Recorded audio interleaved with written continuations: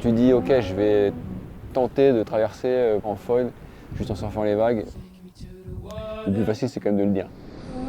C'est quand même fou de se dire qu'on peut se déplacer sans rien, juste avec le vent, quelque part, porté par un coup de rame et hop, c'est parti sur les ondulations de la mer. Ce que fait Erwan, c'est génial parce que c'est sur un vieux concept d'il y a 150 ans, mais qui est possible que maintenant. C'est un très bon ambassadeur parce que, alors moi j'essaye de décarboner le milieu maritime avec des bateaux à moteur, mais lui ce qui est génial c'est qu'il y arrive tout seul par la seule force de ses muscles.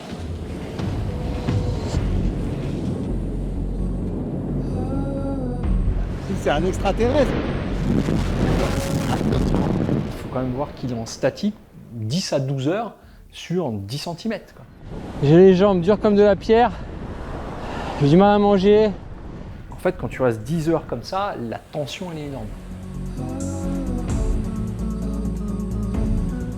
Relier deux territoires sans voile, sans moteur, je pense que c'est en fait c'est pour moi un truc qui était impossible. C'était le saut dans l'inconnu, le vrai. Honnêtement, moi je me dis que si on s'engage, de toute façon il n'y a pas de retour. On a un mec avec une planche qui va être au milieu de l'océan. S'il lui arrive un problème à lui et qu'on ne le repère pas tout de suite, ça frise un peu la correctionnelle.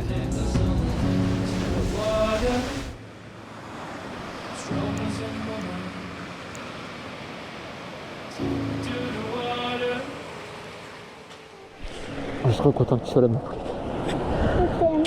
Ouais. C'est sûr que quand tu as 20 ans, que tu es tout seul, tu t'embarques que toi, tu joues pas ta vie, voilà. Quand on a 40, 45, que tu as des enfants, que tu as une femme, tu as des comptes à rendre quelque part aussi, ça rajoute quelque chose. Et oui, il y a des difficultés, c'est sûr que quand tu veux enchaîner les projets, bah oui, il y en a beaucoup.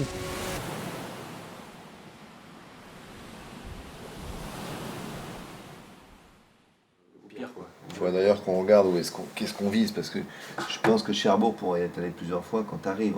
Vraiment, au moment où tu passes à cette pointe-là, Ouais, et ça devient très plat, sur le dernier mille, quoi. Ouais. Moi, à mon avis, ça correspond à... Après un an de préparation et l'attente interminable d'une fenêtre météo, les conditions semblent enfin sourire au nouveau défi d'Erwan, la traversée de la Manche. À quelques heures de prendre la mer, Erwan et son équipe peaufinent les derniers détails. Ouais, on est en place avec Eric et Charles. On est prêts à partir presque, sauf qu'on va plutôt partir demain. Et du coup, on profite aujourd'hui pour aller faire un petit reco sur la zone de départ. Pour faire les petites répétitions, tests qu'on a besoin de faire pour être serein demain. C'est parti. Tu veux que je le refasse?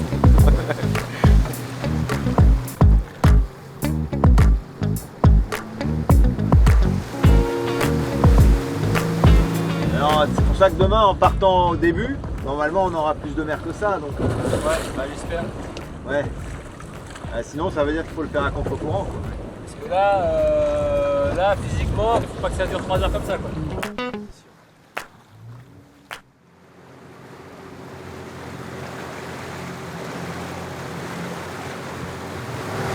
Fin du séjour linguistique et de la conduite à gauche. On rentre à la maison. L'heure de la traversée sonne enfin. Plus d'un siècle après Blériot, Erwan s'apprête à relever un défi hors norme pour révéler les perspectives vertigineuses du foil. Relier Eastbourne à Cherbourg, sans voile ni moteur, en volant de vague en vague sur sa planche pendant plus de 190 km, à travers l'une des mers les plus hostiles de la planète. Allez. Car si la météo semble favorable, la Manche reste redoutable, balayée par de puissants courants et parcourue par l'un des trafics maritimes les plus intenses au monde. Bon les gars, Allez, pour toi, c'est là. allez.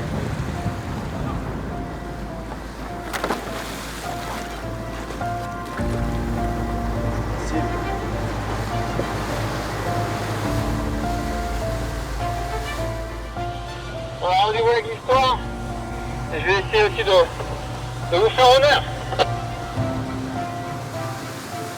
2024, j'avais relié 2 territoires, donc du continent vers la Corse, sur une route symbolique des Féeries.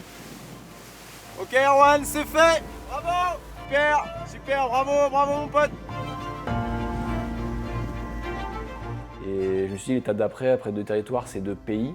Et cette traversée de la Manche qui est quelque part chargée d'histoire, ça me tenait vraiment à cœur de la faire. De relier 2 pays, de relier 2 territoires, pourquoi pas 2 continents, j'y mets quand même beaucoup plus de sens, puis c'est pas la même aventure. Quand tu retournes, voilà, tu laisses derrière toi un pays pour aller en rejoindre un autre, bah, c'est fort, c'est fort. Alors première question Erwan, là on vient de partir, ça fait un quart d'heure. Comment tu te sens?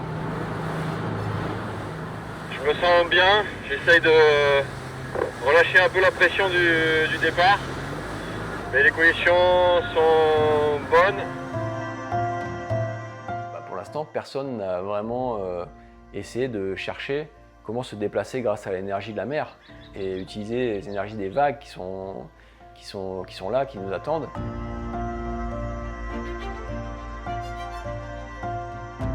C'est un super messager pour moi de dire bah voilà, si on va un peu plus loin dans la techno, si on ose passer les barrières, on va arriver à faire des choses plus vertueuses écologiquement.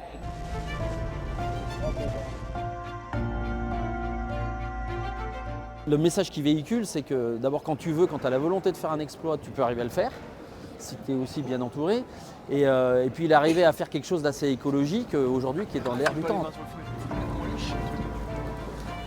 Et moi, je pense prouver au moins en partie que c'est possible de se déplacer à vitesse relativement élevée en utilisant l'énergie des vagues. Je ne dis pas que tous les cargos et bateaux voleront sans voile ni moteur dans les années à venir, mais en tout cas, si ça peut alerter un peu le public et les décideurs sur comme quoi le foil peut faire partie du mix et faire partie de la solution, je serais heureux aussi. Un petit check santé, comment tu te sens Erwan? Tout va bien? Ça a l'air d'être un peu moins compliqué peut-être? Ça va, mais la mer est vraiment super. La mer est très pourri. Ouais, je trouvais aussi quand je me suis réveillé, là, je trouve que ça fait très clapot. C'est ça que je te disais, moi, les surfeurs, les machins, ils ne sont jamais contents. Ah ouais. Jamais contents. Ouais, là, j'ai pas bien surfé parce que c'était la faute des vagues. Sur le bateau, j'avais quand même une chance incroyable, c'est d'avoir Éric Perron, mon ami de toujours, on se connaît depuis la maternelle, mais qui est un grand navigateur de course au large français.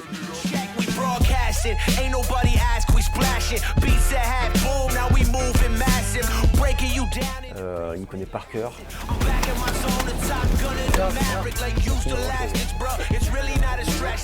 Et également Charles Caudrelier, le skipper de Gitana 18, du team Gitana. C'est l'un des plus beaux palmarès de la voile dans le monde.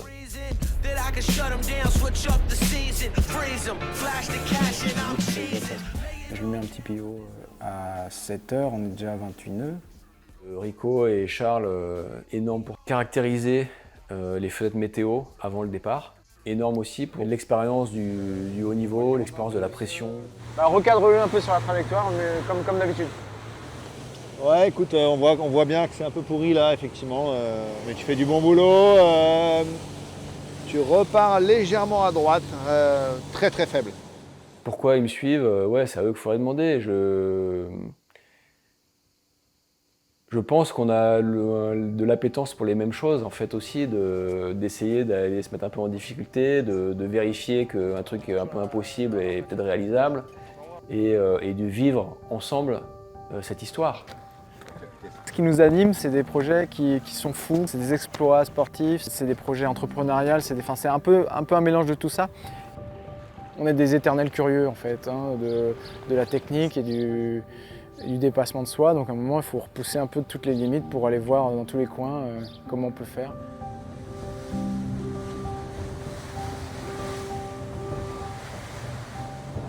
On voit un cargo sur la gauche là, je pense qu'il n'y a pas de souci, je vais le contacter, mais je le surveille. Moi sur ma planche, je Je suis très vulnérable parce que je suis tout petit, voilà, dans cette immensité de la mer et puis l'immensité des porte-containers. Yes, good morning. We are ahead of you. We are crossing the channel with doing the safety for a guy who's crossing with the foils. You can probably see it on AIS. Je savais que de toute façon, de loin, on a toujours l'impression qu'ils n'avancent pas, etc. Puis quand on se rapproche, ils vont hyper vite. Et puis si t'hésites, il faut toujours passer derrière. I see your AS MRS. So what would you like? If it's possible for you to alter your course to starboard after the TSS and pass behind us. So you ask me passing you ahead or stern? Astern, please, astern. Alter your course on starboard. Monsieur avec le cargo. Ouais, j'avais pas le langage maritime pour un mec qui a fait la marine marchande, c'est un peu la honte. J'ai un peu oublié, c'est vrai que eux ils parlent pas forcément, ils parlent l'anglais maritime mais il est où Erwan là? Faut que je me rapproche de lui. Sur ces traversées, je suis toujours surpris. En fait, c'est long, c'est douloureux, et à chaque fois, j'oublie. Et en fait, quand je recommence, à chaque fois, je me dis « Waouh !» En fait, ça va être long. C'est reparti, ça va être long. Tu rentres dans le temps long, où je dis, il n'y a pas de kilomètres gratuits, quoi. Il faut tout le temps être concentré, tout le temps ne pas rater la connexion avec la vague, tout le temps. Et donc j'ai quand même mon attention qui est majoritairement prise par cet instant présent là, la réalisation technique. Je peux naturellement commencer à m'évader, penser à autre chose, mais je sais aussi que c'est mon ennemi en fait, parce que dès que je vais commencer à penser à autre chose, je suis moins à ce que j'ai à faire tout de suite. En même temps, ça fait passer le temps plus vite aussi. Tu t'éloignes un petit peu trop à droite, pas grand chose toujours, mais c'est une tendance, donc on crée de l'écart et à la fin il faudra compenser. Donc essaye dans la mesure du possible de rester à gauche. C'est très paradoxal parce qu'il y a la gestion de la douleur, et la gestion de la douleur, une des manières de la gérer, c'est de penser à autre chose. Et des douleurs, Dieu sait que... Comment ça va? Ça va, mais je commence à cramper. Déjà, il est ce qu'on appelle sur une chaîne fermée. Il repose sur sa planche. En fait, il ne bouge pas par rapport à son matériel. Donc la chaîne fermée, elle coûte beaucoup plus énergétiquement souvent qu'une chaîne ouverte. C'est comme si on prenait une gymnaste qu'on la laissait pendant 10 à 12 heures sur une poutre de 10 cm. Pour la durée d'épreuve, on doit se méfier de la contracture, de la crampe, de la tendinite, après de la chute, des traumas qui peuvent arriver. Donc pour l'instant, on surveille l'hydratation, il y a plein de choses à surveiller chez nous. Et là, il me reste quoi là? Il me reste 50 starboard.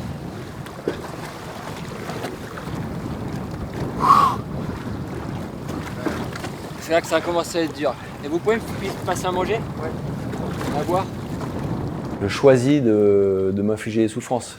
C'est quand même un luxe, donc je ne vais pas m'apitoyer sur mon sort et pas me plaindre. Il y a des gens dans la vie qui se dépassent tous les jours juste pour survivre, pour aider les autres.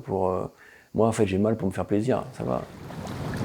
Allez, on a les 2 tiers dans la bac. Ah ouais, là, on a fait un bon 2 tiers. Maintenant que ça se joue.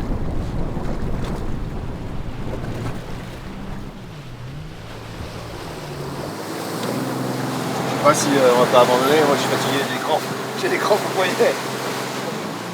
Je prends pas de plaisir à avoir mal. Je prends du plaisir à aller au-delà de ça. Je prends du plaisir à franchir une étape difficile. Et si c'était facile, je sais pas si je le ferais en fait. Toujours pareil, la consigne, on se crame pas les cuisses non plus pour aller chercher trop à gauche, mais on essaye tant qu'on peut pour arriver à Cherbourg, et sinon on décalera l'arrivée dans l'ouest. Un peu de temps avant l'arrivée, c'est le moment où tu réalises que il n'y a plus trop rien qui peut t'en empêcher. Il reste, je sais pas, 5 ou 10 km. C'est, voilà, même à genoux sur la planche, tu vas arriver ça va marcher. Ça sent bon. Et franchement, merci. Je suis trop content de partager ça avec vous. Et là, on va essayer de profiter les derniers milles ensemble. Là, c'est plein de pensées qui se mélangent. Tu vois, même encore là, ça m'émeut encore.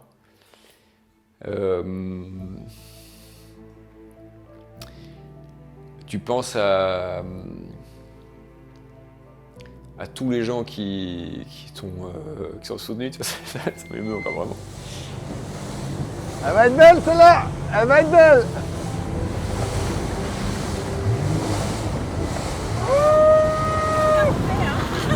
Merci d'être là.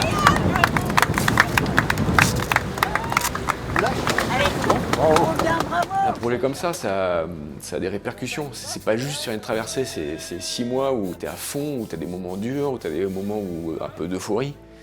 Et puis tu as des gens qui te supportent, tu as d'autres qui te supportent mais qui subissent aussi directement les hauts et les bas. C'est ma femme, mes enfants. En fait, sans eux, c'est pas possible. Allez, bisous poulettes. Je pense pas, je suis fou, tu vois. C'est des risques, un pari calculé. Mais pour les gens autour et les gens qui m'ont fait confiance, Longueur de fuselage. enfin, je veux dire, c'est presque de la science-fiction en fait. Et moi, je suis hyper reconnaissant. C'est des gens, certains que je connaissais pas. Et en quelques explications, ils ont cru dans le truc et tu vois, je les ai embarqués et limite, je me demande encore comment c'est possible. Et bah, tous ces gens-là, ils ont des fois cru en moi plus que moi-même, je pouvais y croire. Et bah, c'est là, la récompense, elle est là. Et puis après, sans être prétentieux, je me dis aussi que bah, je pense que j'ai fait quelque chose d'extraordinaire.